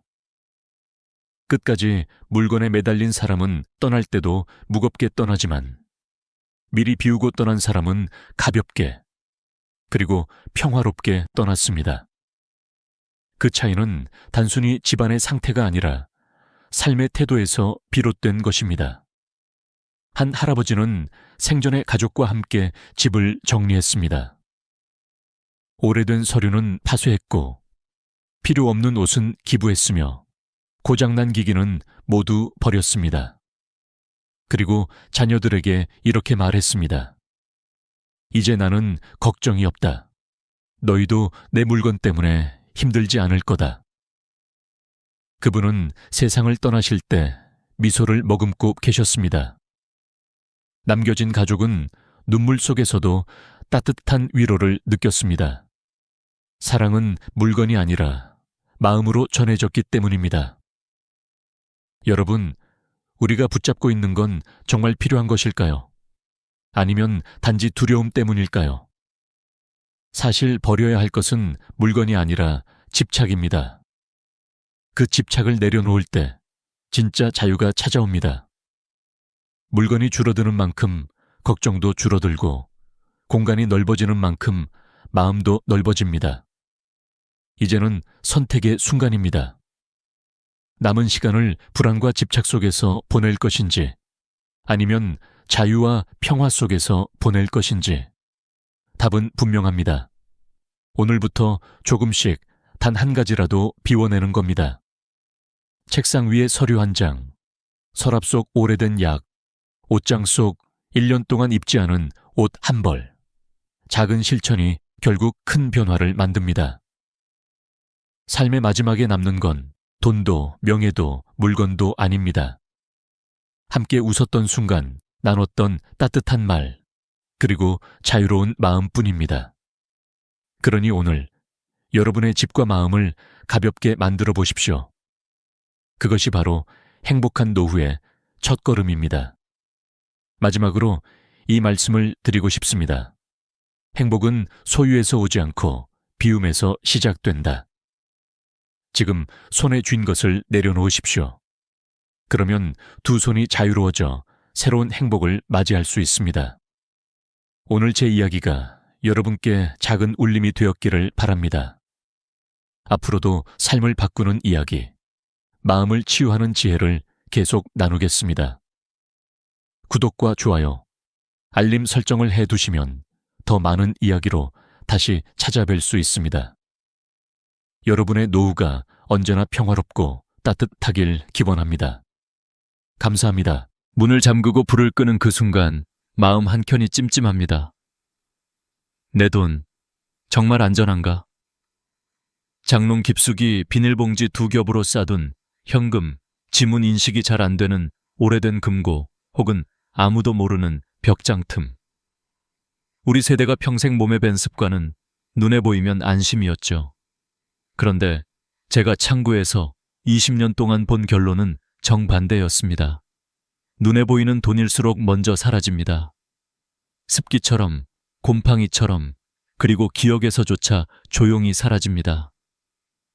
병원비가 급히 필요해 돈을 꺼내는 순간 푸른 곰팡이가 눌어붙어 지폐가 찢어지고 금고가 열리지 않아 당신 돈이 아닌 시간이 되어버립니다. 더 무서운 건 이런 장면이 예외가 아니라는 겁니다. 어제도 오늘도 어딘가의 집에서 같은 일이 일어납니다. 이야기를 한 장면에서 시작해 볼까요? 비 오는 수요일 아침 76세 조순자 어르신이 두 손으로 비닐봉지를 쥐어짜며 제 앞에 앉으셨습니다. 아가, 여기에 내 노후가 다 있어. 봉지를 풀자마자 퀴퀴한 냄새가 먼저 올라왔고 지폐는 서로 달라붙어 글자가 사라진 곳도 있었습니다.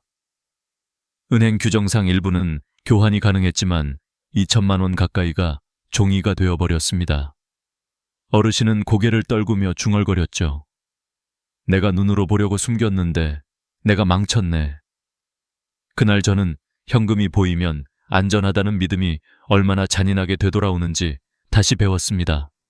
왜 이런 일이 반복될까요? 첫째, 현금은 살아있는 물건처럼 환경에 영향을 받습니다. 온도와 습도, 곰팡이, 심지어 해충까지. 집안 화재 누수 곰팡이는 통장 잔고를 줄이지 않지만 현금은 순식간에 가치를 잃게 만듭니다. 둘째, 사람의 기억은 금고가 아닙니다. 치매가 아니어도 장소를 바꾸고 비밀번호를 바꾸는 순간 위험이 시작됩니다. 81세 김영수 어르신은 장판 및 책장 뒤, 난방 배관 옆, 표시도 메모도 없이 바꿔두다 결국 위치를 잊으셨습니다. 가족들이 집안을 뜯다시피 찾아도 못 찾은 채 시간이 지나갔습니다. 셋째, 접근성의 함정입니다. 급할 때 바로 꺼내 쓰려고. 집에 둔 현금은 아이러니하게 급할 때 가장 먼저 막힙니다. 금고가 안 열리거나 본인이 병상에 누워 있을 때 아무도 꺼낼 수 없습니다. 공동 접근 장치도 위임장도 없으니까요. 여기서 흔히 듣는 반문. 그러면 은행이 최고로 안전하죠? 절반만 맞습니다. 은행 자체는 안전하지만 어떻게 맡기느냐가 안전과 위험을 가릅니다. 모든 돈을 한 통장, 한 만기에 묶으면 급한 순간 당신의 돈이 당신 편이 되어주지 않습니다. 제가 집 현금과 한 통장 몰아넣기를 같은 위험선상에 놓는 이유가 바로 이것입니다. 목적과 만기, 접근 권한이 설계되지 않은 돈은 장소를 불문하고 위험합니다. 장롱인지 금고인지 창고인지가 아니라 설계가 본질입니다. 그렇다면 첫 단추는 무엇일까요? 보여서 안심하는 대신 분리해서 안심하는 쪽으로 두뇌를 바꾸는 겁니다. 저는 어르신들께 늘 이렇게 말씀드립니다. 돈은 성격별로 방을 나눠주세요. 방 하나는 바로 꺼내 쓰는 방, 방 둘은 예상 못한 병원비를 위한 방, 방 셋은 절대 건드리지 않을 노후의 방. 그리고 각 방의 열쇠를 혼자만 쥐지 마세요. 가족 한 명과 최소한의 공동 열쇠를 만드세요. 당신이 아프거나 손이 떨리는 날, 문을 열 사람이 있어야 하니까요. 구체적으로는 이렇게 시작합니다. 첫째, 생활비 3년 6개월분은 입출금 자유계좌에 둡니다. 이자가 아깝다는 생각이 들겠지만 이 계좌의 역할은 이자가 아니라 기동성입니다. 병원 접수대 앞에서, 약국 카운터에서, 갑작스러운 수도, 배관 수리비 앞에서 이 계좌가 당신을 지켜줍니다. 둘째, 비상의료비는 자유적금이나 당위 예적금으로 운용합니다. 해지 시 손실이 크지 않고 수시로 보충할 수 있어야 합니다. 진료 한 번, 시술 한 번에 몇백만 원이 오갈 수 있는 나이, 이 방이 생명줄이 됩니다. 셋째, 장기자금은 예금자 보호가 되는 정기예금으로 은행을 나누어 분산합니다. 한 곳이 편하다는 습관을 나눠야 안전하다는 전략으로 바꾸면 상상도 못한 충격, 분쟁, 동결, 사고에서도 버틸 힘이 생깁니다. 집 현금은 딱 얼마까지 괜찮나요? 라는 질문을 자주 받습니다. 제 대답은 늘 같습니다. 영원히 가장 안전합니다. 그래도 최소한의 현금이 필요하다면 한 달 생활비에 현대 20% 수준을 투명 지퍼백에 넣고 습기제, 실리카겔을 함께 넣어 서랍 맨 앞줄에 보관하세요. 숨기지 마세요. 숨기는 순간 당신도 있습니다. 숨김의 기술이 아니라 접근의 기술이 필요합니다. 그리고 금고를 쓴다면 꼭 이 두 가지를 지키세요. 1. 비밀번호 플러스 열쇠 혹은 비밀번호 플러스 지문, 즉 이중 개방. 2. 비상시 가족이 열 수 있도록 비밀번호를 봉인한 봉투를 만들어 자녀에게 보관 사실만 알리기. 번호는 모른다. 하지만 어디 있는지는 안다가 핵심입니다. 여기서 하나 더. 보이스피싱이 집 현금을 안전하게 보이게 만드는 착시를 유발합니다. 요즘 전화 사기가 무서우니 차라리 집에 둔다는 논리죠. 그러나 전화 사기보다 더 흔한 건 분실과 망각입니다. 무엇보다 전화를 끊으면 사기는 끝나지만 집 현금은 끊을 수 없습니다. 계속해서 습기, 화재, 망각, 접근 불능의 위험을 받습니다. 사기를 피하는 방법은 현금 보관이 아니라 절대 전화로 금융 요구에 응하지 않기. 직접 은행 대표번호로 재확인하기 같은 행동 규칙입니다. 위험을 위험으로 이겨내려 하지 마세요. 위험을 규칙으로 이기세요. 마지막으로 가족과의 약속을 만드세요. 매달 마지막 주 일요일 수십 분. 통장 잔액, 비상자금 위치, 금고 접근법, 병원비 계좌, 이 네 가지만 공유합니다. 혼자서 모든 걸 잘 지키는 시대는 끝났습니다. 함께 안전하게 지키는 시대입니다. 장롱의 어둠은 안심을 주지만 기록과 공유의 빛이 진짜 안전을 줍니다. 당신의 돈은 어둠에 숨길 대상이 아니라 빛 속에서 설계할 자산입니다. 그리고 그 첫걸음은 현금 안전이라는 오래된 문장을 과감히 지우는 일입니다. 눈으로 보이는 대신 계획으로 보이게 하세요. 내일 새벽 갑자기 몸이 말을 안 들어도 돈 많은 당신 편에 서 있도록 오늘 밤 장롱문을 한 번 더 열었다면 닫기 전에 한 가지만 묻고 닫으세요. 이 돈 내일 아침에도 내 편일까? 은행. 우리는 평생을 은행과 함께 살아왔습니다. 월급이 들어오고 연금이 들어오고 이자도 거기서 나옵니다. 그래서 대부분의 사람들은 이렇게 말하죠. 은행에 맡기면 괜찮겠지. 하지만 제가 은행 창구에서 20년 동안 본 현실은 달랐습니다. 어떻게 맡기느냐에 따라 같은 은행이 천국이 되기도 함정이 되기도 합니다. 가장 많이 발생하는 실수는 한 통장 몰아넣기입니다. 많은 어르신들이 이렇게 생각합니다. 금액이 커야 이자도 더 주지 않나요? 그게 효율적이잖아요. 맞습니다. 하지만 효율과 안전은 전혀 다른 개념입니다. 효율을 좇는 순간 안전은 조용히 사라집니다. 72세 이정후 어르신의 이야기를 해드릴게요. 이 어르신은 퇴직금 1억 2천만 원을 한 은행의 한 통장에 넣으셨습니다. 이유는 단순했습니다. 금액이 크면 우대금리 0.5%를 준다더군요. 그런데 6개월 후 부인이 갑자기 수술을 하게 되었습니다. 병원에서 수술비 3천만 원을 바로 내야 했습니다. 하지만 통장을 해지하려니 중도 해지, 수수료 150만 원, 그리고 금리 손실까지. 실제로 손에 쥔 돈은 2,500만 원 뿐이었습니다. 그 순간 어르신이 제게 하신 말씀이 아직도 생생합니다. 내 돈인데 왜 내 마음대로 못 써요? 이건 아주 흔한 착각입니다. 은행에 맡긴 돈은 내 소유지만 내 즉시 통제는 아닙니다. 돈을 맡긴 순간 규정과 조건이 먼저 작동합니다. 금리라는 달콤한 말 뒤에는 기간이라는 족쇄가 있습니다. 또 다른 사례가 있습니다. 69세 최순희 어르신은 손자 대학 등록금 때문에 곤란을 겪으셨습니다. 8천만 원을 3년 만기 정기예금에 넣어두셨는데 1년 만에 급히 꺼내려 하자 이자 70% 감액. 결국 200만 원 가까운 손실을 보셨습니다. 이자는 높았지만 유연성은 없었습니다. 저는 그때 깨달았습니다. 어르신들께 필요한 건 이자율이 아니라 이용률이라는 사실을요. 통계를 보면 65세 이상 어르신의 연간 평균 의료비는 320만 원입니다. 그중 예상치 못한 응급 상황이 40%를 차지합니다.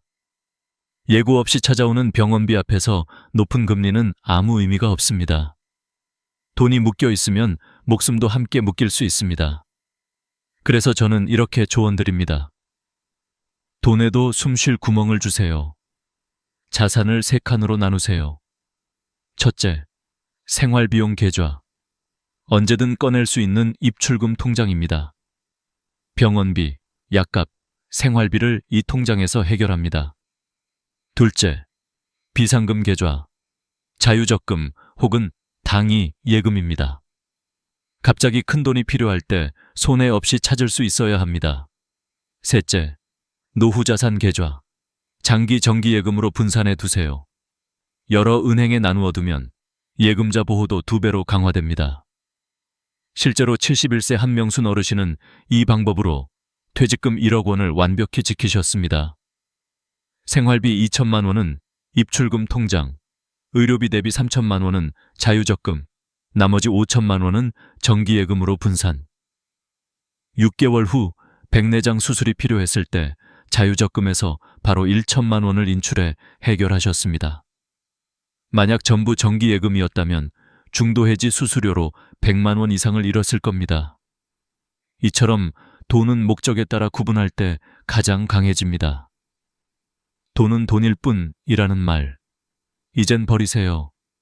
돈에는 역할이 있습니다. 쓰이는 타이밍이 다릅니다.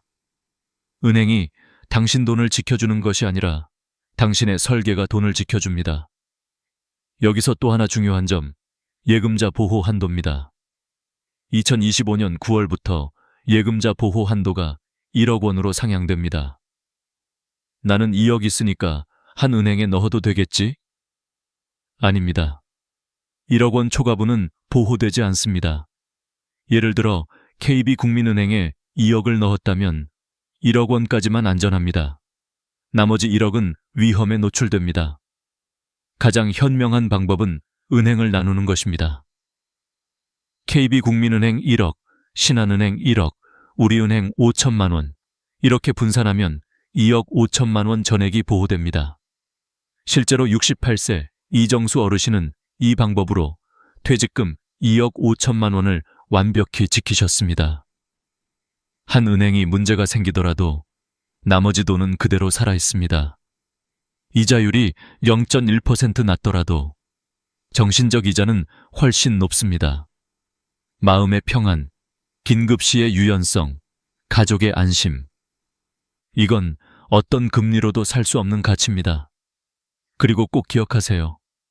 은행의 특판 상품은 급한 마음을 노립니다. 오늘까지만 가능해요. 내일부터 금리 떨어집니다. 이 말이 나오면 일단 손을 멈추세요. 진짜 좋은 상품은 언제나 생각할 시간을 줍니다. 제가 가장 존경했던 고객 한 분은 늘 이렇게 말씀하셨습니다. 나는 돈을 맡기기 전날 돈에게 물어본다. 내일 나를 원하느냐 하고. 그분은 평생 단 한 번도 사기를 당하지 않았습니다. 이제 당신의 차례입니다. 내 돈이 나를 도울 준비가 되어 있는지 오늘 밤 잠들기 전에 꼭 물어보세요.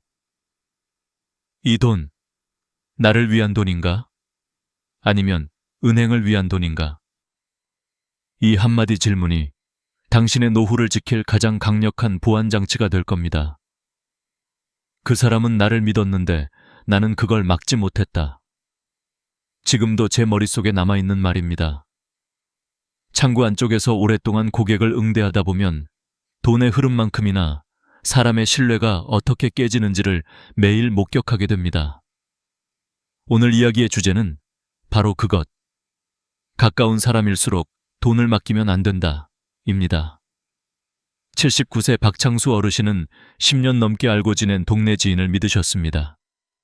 병원도 함께 다니고 장도 같이 봐주는 사이였죠. 어느 날 그 지인이 말했습니다. 형님, 응급 상황 생기면 제가 도와드릴게요. 통장 복사본이라도 맡겨주세요. 그 말을 믿은 어르신은 통장 사본과 인감증명서를 건넸습니다. 반년 뒤 통장에서 4천만 원이 사라지고 모르는 대출 2천만 원이 생겼습니다. 그 지인은 연락이 끊겼고 어르신은 깊은 상처만 남았습니다. 그 사람 나를 도와준다고 했어요. 근데 내 돈이 사라졌어요. 그 목소리는 여전히 제 귓가에 남아 있습니다. 이런 사례는 절대 예외가 아닙니다. 74세 윤순자 어르신은 이웃의 권유로 좋은 조건이라며 투자에 참여했다가 5천만 원의 빚을 떠안았습니다. 77세 김정순 어르신은 오랫동안 다니던 미용실 사장의 말만 믿고 3천만 원을 빌려줬다가 돌려받지 못했습니다. 이 세 사람 모두의 공통점은 단 하나. 가까워서 믿었다. 는 것입니다. 실제 금융감독원 통계에 따르면 시니어 대상 지인 사기는 매년 15% 이상 증가, 평균 피해액은 2,500만 원을 넘습니다. 대부분 도와드릴게요. 같이 하면 유리해요. 라는 따뜻한 말에서 시작됩니다. 하지만 따뜻한 말에는 종종 차가운 결과가 숨어 있습니다. 여기서 꼭 기억해야 할 한 가지. 도와주는 사람과 책임질 수 있는 사람은 전혀 다르다. 당신의 돈을 도와줄 수 있는 사람은 많지만 책임질 수 있는 사람은 거의 없습니다. 저는 늘 고객에게 이렇게 조언드립니다. 서류는 정이 아니라 법입니다. 통장, 인감, 신분증, 등기 서류. 이건 마음이 아니라 규정이 움직입니다. 따라서 그 어떤 상황에서도 타인에게 맡기면 안 됩니다. 심지어 자녀나 형제라도 마찬가지입니다. 위임이 필요한 경우에는 반드시 공식 위임장을 작성하고 은행에 확인 도장을 받아두세요. 이 부분에서 잊지 말아야 할 또 하나의 진실이 있습니다. 사기는 늘 관계를 통해 들어온다. 전화 사기, 문자 사기보다 더 치명적인 것은 신뢰 사기입니다. 가까운 사람의 말은 경계심을 무너뜨립니다. 이 사람은 다르다. 그래도 이 사람은 내 편이지. 이 한마디가 평생 모은 돈을 무너뜨립니다. 여기서 실제로 제가 직접 만난 70대 부부의 사례를 소개하겠습니다. 이병철, 윤영자 부부는 30년 넘게 한 아파트에 살던 이웃에게 같이 투자하면 수익률이 8% 나온다 는 말을 듣고 은행 예금을 깨서 1억 원을 맡겼습니다. 처음 3달 동안은 매월 70만 원씩 이자를 받았습니다. 하지만 넉 달째 입금이 멈췄습니다. 연락이 끊기고 사무실은 이미 비워졌습니다. 결국 경찰에 신고했지만 개인 간 거래로 분류돼 민사소송을 걸어야 했습니다. 변호사 비용만 수백만 원이 들었고 결국 돈은 돌려받지 못했습니다. 어르신은 이렇게 말씀하셨습니다. 사기꾼보다 더 미웠던 건 내 믿음을 이용했다는 거예요. 믿음은 귀하지만 돈은 냉정해야 합니다. 특히 나이가 들수록 감정의 온도보다 서류의 온도를 먼저 확인해야 합니다. 돈이 오가는 모든 과정은 기록으로 남겨야 하고 반드시 증거가 있어야 합니다. 현금 거래는 절대 하지 마세요. 이체 기록이 남는 계좌 거래만 하세요. 돈 문제는 돈으로만 남기고 감정은 따로 관리하세요. 이것이 제가 은행에서 배운 가장 현실적인 조언입니다. 그렇다면 누군가가 같이 하자고 할 때 어떻게 대처해야 할까요? 첫째, 좋은 이야기일수록 천천히 듣는다. 급하게 서명해야 한다면 그건 좋은 제안이 아닙니다. 둘째, 한 번이라도 서류를 가져와 가족과 검토한다. 혼자서 결정하지 마세요. 셋째, 은행원이나 변호사에게 한 번이라도 문의한다. 한 통의 전화가 평생의 돈을 지킬 수도 있습니다. 여러분, 인간의 신뢰는 소중합니다. 하지만 신뢰만으로 돈을 관리하면 그 신뢰도 잃습니다. 사람은 믿을 수 있어도 돈의 규칙은 믿지 않으면 안 됩니다. 돈은 감정이 아니라 조건으로 움직이는 존재입니다. 오늘 이 이야기를 들은 후 한 가지 실천만 하셔도 됩니다. 지금 휴대폰을 꺼내서 메모하세요. 내 통장, 내 손에만. 내 서류, 내 눈앞에만. 이 두 줄의 문장이 당신의 평생 자산을 지킬 보안 프로그램이 될 것입니다. 혹시 지금 마음속으로 떠오르는 사람이 있나요? 그 사람은 괜찮을 거야. 그 생각이 바로 시작입니다. 신뢰는 사람에게 주시되 통장은 오직 자신에게만 두세요. 그것이 당신의 노후를 가장 확실히 지키는 방법입니다. 어르신, 이건요. 어르신 나이에 딱 맞는 상품이에요. 제가 은행 창구에서 수없이 들었던 문장입니다. 이 한마디에 수많은 분들이 사인을 했고 그 사인 한 번으로 수백만 원, 수천만 원을 잃었습니다. 오늘은 제가 직접 보고 들은 은행 직원들의 달콤한 멘트가 어떻게 당신의 돈을 빼앗는지 그 숨겨진 메커니즘을 이야기하려 합니다. 68세 김순덕 어르신은 평생 저축만 하시던 분이었습니다. 하루는 은행에 가서 그냥 예금 좀 넣을게요 하셨습니다. 그런데 직원이 이렇게 말했죠. 이건 어르신 나이에 맞는 시니어 전용 상품이에요. 이자도 높고 안전해요. 순덕 어르신은 자세한 설명도 듣지 않고 사인했습니다. 하지만 그 상품은 시니어 맞춤 펀드였습니다. 예금이 아니라 투자 상품, 즉 원금이 보장되지 않는 상품이었던 겁니다. 몇 달 후 주식시장이 떨어지면서 1천만 원 가까운 손실이 발생했습니다.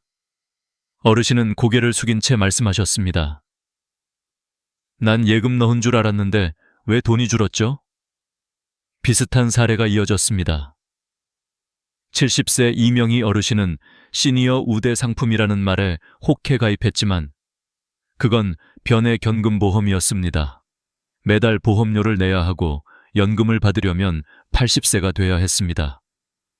80세까지 살 수 있을지도 모르겠는데 라며 한숨을 쉬셨죠.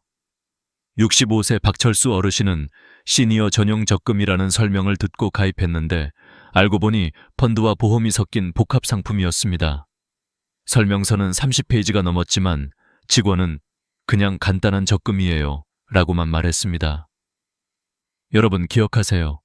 나이에 맞는 상품이라는 말은 듣기 좋지만 근거 없는 표현입니다. 금융상품은 나이로 고르는 게 아니라 목적과 상황으로 고르는 것입니다. 그 다음 멘트는 이것입니다. 오늘 안 하시면 손해예요. 내일부터 금리 떨어져요. 이건 거의 모든 영업의 교과서적인 문장입니다. 사람의 심리를 압박해서 생각할 시간을 빼앗는 말이죠. 70세 최인숙 어르신은 단순히 은행에 공과금 내러 가셨습니다. 그런데 창구 직원이 말했습니다. 어르신, 오늘까지만 가능한 특별 상품이 있어요. 내일부터 조건이 달라져요. 그 말에 서명했는데 그 상품은 예금이 아니라 ELS, 주가 연계 파생 상품이었습니다. 주식이 떨어지면 원금 손실이 발생하는 고위험 상품이었죠. 결국 6개월 만에 800만 원을 잃었습니다. 하루만 더 생각했어도 안 했을 텐데. 어르신의 말이 아직도 귓가에 남습니다. 또 73세 김영우 어르신은 월말 특가라 오늘 가입해야 해요. 라는 말에 혹해 10년 만기 변액보험을 가입했습니다. 매달 50만 원을 내야 하고 중도 해지 시 납입액의 60%만 돌려받을 수 있었습니다. 결국 3년 뒤 해지했을 때 손실액이 1,200만 원에 달했습니다. 이런 심리전은 늘 비슷한 패턴을 따릅니다. 1. 시간 압박, 2. 혜택 강조, 3. 결정을 재촉, 4. 서명 유도. 이 4단계를 기억하세요. 한 단계라도 밟히면 반드시 내일 다시 오겠다 라고 말해야 합니다. 그리고 3번째, 가장 위험한 멘트. 자녀분들께는 말씀 안 하시는 게 좋습니다. 이 말이 나오면 그 자리에서 즉시 중단하세요. 왜냐하면 비밀이라는 말은 항상 사기의 전조이기 때문입니다. 74세 윤경자 어르신은 직원에게 이런 말을 들었습니다. 자녀분들이 알면 복잡해질 수 있어요. 이건 어르신 세대 전용 상품이라 가족은 잘 몰라요. 그 말을 믿고 혼자 계약했는데 6년 묶이는 변액보험이었습니다. 중도 해지 수수료만 200만 원이 넘었습니다. 76세 서명숙 어르신은 자녀들이 알면 투자 못하실 거예요. 라는 말에 소가 5천만 원을 해외 부동산 펀드에 투자했습니다. 6개월 뒤 그 회사는 사기업체로 드러났습니다. 자녀들이 엄마, 왜 우리한테 물어보지 않으셨어요? 라고 물었을 때 어르신은 눈을 감고 말했습니다. 그때 그 직원이 말했어요. 가족보다 제가 더 잘한다고. 금융감독원 조사에 따르면 시니어 금융사기의 80% 이상은 가족에게 비밀로 하자는 말에서 시작됩니다. 따라서 이 말이 들리는 순간 그것이 바로 위험 신호입니다. 이제 정리해 보겠습니다. 절대 믿으면 안 되는 3가지 멘트. 1. 어르신 나이에 딱 맞는 상품이에요. 2. 오늘 안 하시면 손해예요. 3. 자녀분들에게는 비밀로 하세요. 이 3문장은 단 3초 안에 당신의 평생 저축을 위험에 빠뜨릴 수 있습니다. 제가 한 가지 약속드릴게요. 다음에 은행에 가셨을 때 이 말들 중 하나라도 들으신다면 미소 지으며 이렇게 말씀하세요. 고맙습니다. 하지만 저는 오늘 계약 안 합니다. 그 한 문장이 당신의 통장을 그리고 당신의 인생을 지켜줄 겁니다. 그리고 혹시라도 이미 가입한 상품이 불안하시다면 국민연금공단 135번 또는 금융감독원 1332번으로 전화하세요. 이게 예금자 보호 대상인가요? 원금 손실 가능성이 있나요? 이 2가지 질문만으로도 인생의 방향이 바뀔 수 있습니다. 좋은 금융은 친절하게 설명합니다. 나쁜 금융은 서두르게 만듭니다. 오늘 밤 이 3문장을 마음에 새겨두세요. 내일 창구에 앉았을 때 그 말이 들린다면 당신은 이미 알고 있는 사람입니다. 이제는 절대 속지 않을 겁니다. 지금까지 현금을 집에 두는 위험, 은행의 함정, 그리고 신뢰를 악용한 사기까지 말씀드렸습니다. 이제부터는 당신의 돈을 지키는 법에 대해 이야기하려 합니다. 저 역시 오랜 세월 은행에서 일하며 깨달았습니다. 돈을 불리는 사람보다 지키는 사람이 진짜 현명한 사람이라는 것을요. 가장 첫 번째 원칙은 3분할 원칙입니다. 돈을 3갈래로 나누는 것이죠. 첫째, 생활비용 통장. 3개월에서 6개월치 생활비를 입출금 자유통장에 두세요. 병원비, 약값, 전기세, 카드값 등 언제든 꺼낼 수 있어야 합니다. 둘째, 비상금 통장. 예기치 못한 병원비나 가족의 도움 요청 등에 대비해 자유적금이나 단기 예금으로 운영하세요. 손해 없이 찾을 수 있는 구조여야 합니다. 셋째, 노후자금 통장. 절대 건드리지 않을 돈만 장기 정기예금에 넣으세요. 여러 은행으로 분산하면 예금자 보호 한도 안에서 전액 안전하게 관리할 수 있습니다. 71세 한명순 어르신의 사례를 다시 떠올려 보세요. 퇴직금 1억 원을 생활비, 비상금, 장기예금으로 정확히 나누셨습니다. 6개월 뒤 백내장 수술을 받을 때 비상금 통장에서 1천만 원을 즉시 인출했습니다. 만약 모든 돈을 정기예금에 묶어뒀다면 중도해지 수수료로 100만 원 넘게 손해를 봤을 겁니다. 두 번째 원칙은 예금자 보호 제도의 활용입니다. 2025년 9월부터 보호 한도가 1억 원으로 늘어납니다. 즉, KB국민은행에 1억, 신한은행에 1억, 우리은행에 1억. 이렇게 나누면 총 3억 원까지 보호됩니다.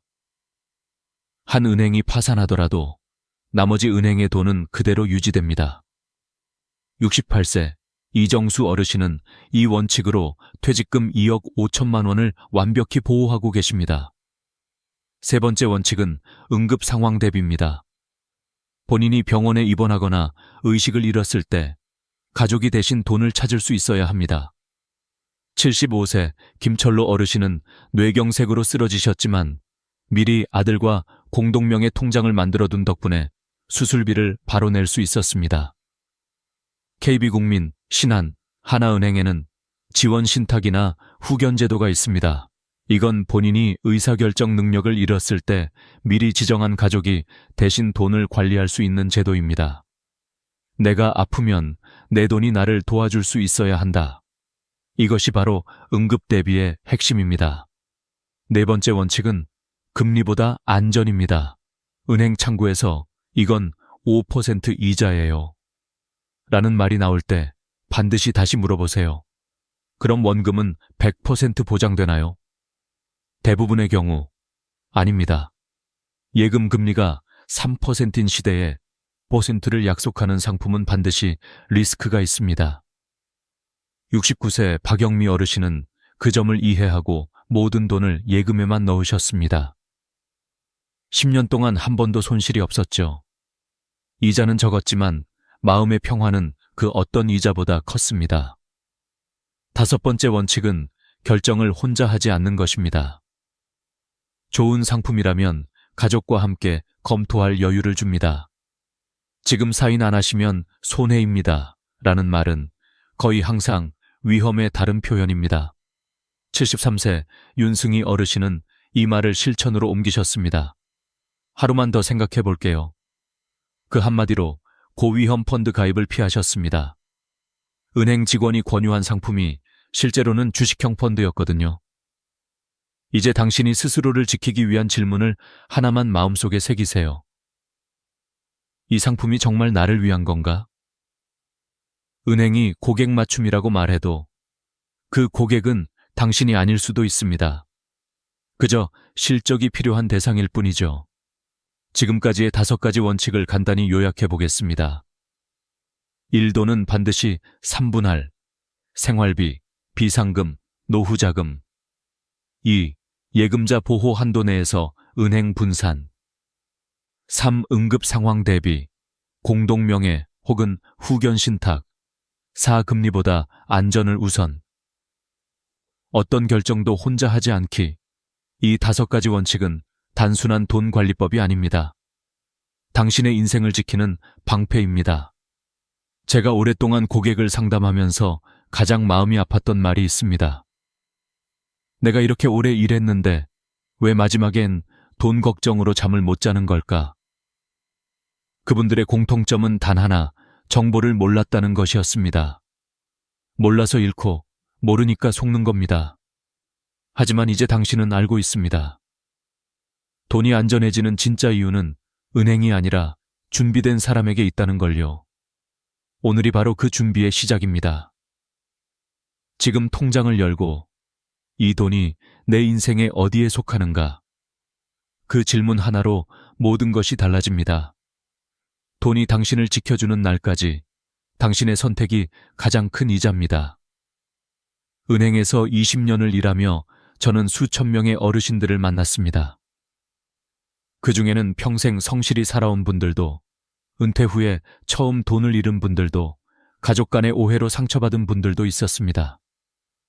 그러나 놀랍게도 돈을 잃은 이유는 모두 달랐지만 후회하는 말은 한결같았습니다. 그땐 괜찮을 줄 알았어요. 한 번만 더 확인했으면 좋았을 걸.